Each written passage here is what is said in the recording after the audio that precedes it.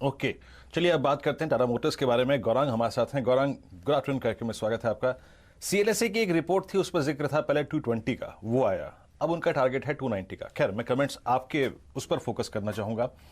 पिछले इसके 7 जनवरी से लेकर आज तक के वॉल्यूम्स आप ये समझ लीजिए कि बीते एक डेकेड के सबसे हाईएस्ट वॉल्यूम है, सबसे स्ट्रांग प्राइस परफॉर्मेंस है। अभी सुमित ने, शैल जी, बड़ा एक खूबसूरत सा लिंक प्रेजेंट किया था मिस्टर चंद्रशेखरन की अगुवाई में इस समूह ने क्या किया। सर, आपकी राय पहले टाटा मोटर्स पे और साथ ही साथ टाटा समूह में जो मूव है उसको देखते हुए आप अभी भी इन लेवल्स पे क्या लेना चाहेंगे? धन्यवाद वीरेंद्र, और आप सभी को शुभ दिन हमारे तरफ से। तो पिछले 4 सालों में मेरे ख्याल से चंद्रशेखर साहब ने टाटा ग्रुप की समूह की कंपनी में 4 चांद लगा दिए हैं। अगर आप सभी मापदंड पे तुलना करने जाए, नतीजे हो, मार्केट कैपिटलाइजेशन हो, कंपनी का काम काज या फिर कारोबार हो, या फिर अलग अलग कारोबार में जो टाटा समूह की कंपनियां हैं उनकी कारोबार की रणनीति हो, और ये स्पष्ट रूप से दिखता है नतीजों पर और नतीजों के आधार पर शेयर के दामों पर। और मैं उम्मीद रखता हूं कि आने वाले सालों में यहाँ से भी और सक्षम और मजबूत तरीके से टाटा समूह की ग्रुप कंपनियां आगे बढ़ती हुई दिखाई देगी। जहां तक रहा टाटा मोटर का सवाल वीरेंद्र, तो ये सबसे धुतकारा हुआ स्टॉक था ऑटो सेक्टर में। अगर मैं गलत हूं तो आप मुझे सही करना, आज से कुछ समय पहले। और जिस प्रकार से जो परिवर्तन हुआ, जो कठिनाई आई, चाहे वो ब्रेक्जिट को लेकर के हो या फिर कोविड-19 को लेकर के हो या फिर टाटा मोटर का जो जेएलआर कारोबार है उसको लेकर के हो, बहुत सारी मुश्किलों का सामना करना पड़ा।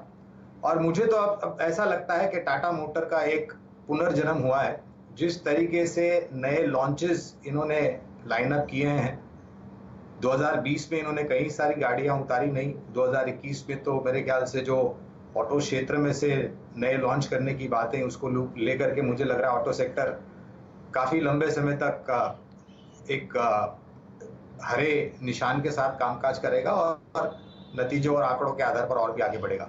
345 तक पहुंच जाए उसमें ताज्जुब नहीं होना चाहिए, खास करके अगर वित्त मंत्री जी 1 फरवरी 2021 को electric vehicle policy, electric vehicle के दाम और चार्जिंग इंफ्रास्ट्रक्चर को लेकर के कुछ स्पष्टीकरण करें। उसके साथ साथ अगर आपके सूत्रों द्वारा, मेरे ख्याल से लक्ष्मण रॉय जी ने ये खबर दी थी कि सरकारी सूत्रों के हिसाब से बजट में स्क्रैपेज पॉलिसी का ऐलान होना चाहिए, तो ये सभी पहलुओं को देखते हुए मुझे लग रहा है कि ये 345 तक भी जा सकता है, अगर सकारात्मक रूप से सब जो भी खबरें की उम्मीद है वो खबरें वास्तविकता में परिवर्तन होकर बजट में सामने आएंगी। पसंद क्या होगा? हाँ, अगर आपको थोड़ा बहुत जोखिम सुरक्षित करना है तो M&M और आपको मारुति देखना चाहिए। टाटा मोटर भी पसंद है क्योंकि 1 महीने में ये काफी चल चुका है, हो सकता है थोड़ा कंसोलिडेट करे। 2 व्हीलर में बजाज ऑटो और हीरो मोटोकॉर्प पसंद आता है। कमर्शियल व्हीकल में मुझे याद है आप ही के साथ में बात कर रहा था अशोक लेलैंड के बारे में, 50 रुपए का दाम था, आज 120 का दाम है, ये आज के तारीख में भी पसंद आता है। और अर्थ मूविंग इक्विपमेंट्स में मुझे एस्कॉर्ट्स लिमिटेड पसंद आता है। तो ये एक सूची है वीरेंद्र, अलग अलग प्रोडक्ट्स के आधार पर जो शेयर हमें पसंद है। चलिए, ये राय आपको आती हुई दिख रही है टाटा मोटर्स पर। बहुत ही ज़बरदस्त फुटेज आपको दिखेगी एल्ट्रॉस टर्बो की, टाटा सफारी की, टाटा टियाजियो, नेक्सन और ख़ासकर सफारी और हैरियर की। आप देखिए, बहुत ज़बरदस्त हमारे स्क्रीन पर फुटेज चलती हुई दिख रही है। बहुत सारे ऐसे कारण हैं जहां पर आपको क्वालिटी के पायदान पर और बहुत अच्छे मॉडल्स की लुक्स के पायदान पर आपको टाटा मोटर्स री-रेट होता हुआ दिख रहा है बाज़ार पर। और बहुत ही इंटरेस्टिंग बात मैं आपको बताना चाह रहा हूँ, जैसे कि शुरू में ही कहा था गौरांग शाह साहब ने, ये एक दुत्कारा हुआ स्टॉक था। आप देखिए, दिसंबर के आखिर में 31 दिसंबर की अगर आप क्लोजिंग देखें, हमारे डायरेक्टर साहब आपको एक लंबी अवधि का चार्ट दिखाएंगे टाटा मोटर्स पर, तो उसमें ये प्राइस था 183 रुपये। राहुल शर्मा साहब से जुड़ेंगे। राहुल जी, लगभग 50% इजाफा टाटा मोटर्स की मार्केट कैपिटलाइजेशन में आपने आते हुए देखा है सिर्फ और सिर्फ जनवरी के महीने में। बताइए, पोजिशनली आपको ये स्टॉक कैसा लगता है फिलहाल चार्ट्स पर? जी हाँ, बिल्कुल। अगर टाटा मोटर्स के मंथली चार्ट की बात करें तो one of the best performing stocks है पूरे ऑटो स्पेस में। और ये अभी भी स्टॉक में ज़रा भी थकने के रुकने के संकेत नहीं है। आई थिंक स्टॉक में एक हल्का रेजिस्टेंस 280 का ज़रूर है। आई थिंक वो अगर निकाल लेता है तो मेरे हिसाब से 305 310 का अगला पड़ाव आता हुआ दिख सकता है टाटा मोटर्स के अंदर।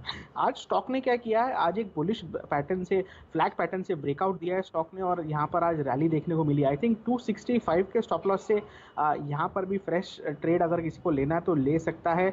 जैसे ही 280 स्टॉक निकालेगा मेरे हिसाब से और एक राउंड ऑफ यहाँ पर बाइंग इंटरेस्ट दिखने मिल सकता है हमें, जो कि इसको 300 के पार लेके जाएगा। तो मोमेंटम काफ़ी स्ट्रॉन्ग है और वॉल्यूम बेस्ड है, वॉल्यूम्स के साथ बैकिंग है, डेरिवेटिव डेटा भी काफ़ी बुलिश है।